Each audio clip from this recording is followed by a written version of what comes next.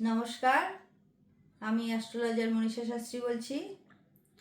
শনি, মঙ্গল, রাহু পীড়িত হলে কিন্তু আমাদের অশুভ ফল দান করে। এবার শুভ গ্রহরা জন্মকালীন রাশিচক্রে যে যেখানে জন্মকালীন ছিল, গোচরে যখন সেই ঘরে আসে তখন কিন্তু শুভ ফল দেয়।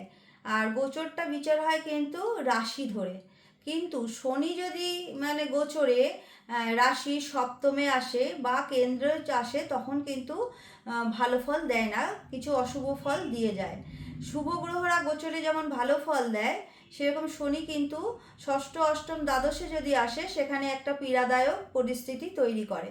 তা শনি আমাদের যদি রাশিচক্রের পঞ্চমে থাকে, সেখানে কিন্তু সন্তানকে নিয়ে সমস্যা হয়। অনেক সময় দেখা যায় সন্তান ধারণের ক্ষেত্রে সমস্যা হয়, সন্তান অনেক সময় দেখা যায় যে মিসক্যারেজ হয়ে যায়।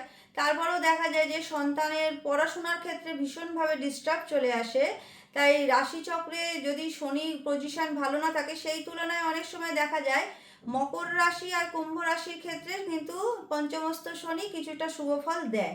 কিন্তু অন্যান্য ক্ষেত্রে কিন্তু শনির একটা নেগেটিভ প্রভাব থাকে। যদি লগ্নে শনি, মঙ্গল, রাহু থাকে, তাহলে কিন্তু সেই জাতকের শরীর নিয়ে খুব দুশ্চিন্তা চলে আসে, কিছু না কিছু রোগে সে ভুগতেই থাকে। তারপরে কিছু ক্রনিক ডিজিজ এসে যায়, যেগুলো কিন্তু সারতে খুব প্রবলেম হয়ে যায়।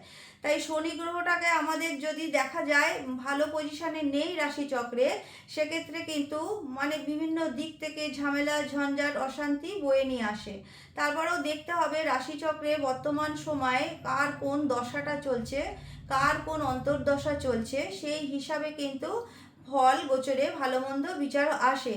তা গোচর কিন্তু যেহেতু রাশি ধরে বিচার হয়, সেই জন্য শুভ গ্রহরা গোচরে জন্মকালীন গ্রহ যেখানে ছিল আসলে শুভ ফল তো দেবেই।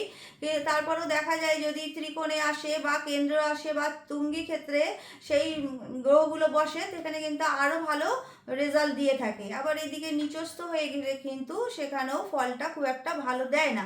তাই বর্তমান সময় কোন গ্রহ গোচরে কোথায় বসে আছে আপনাদের রাশিচক্র হিসাবে সেইটা দেখে নিন। দেখে নিয়ে কিন্তু ভালো ফলাফল বা শুভ হোক অশুভ হোক সেগুলো কিন্তু আপনারা অবশ্যই আপনার রাশিচক্র দেখে জানতে পারবেন।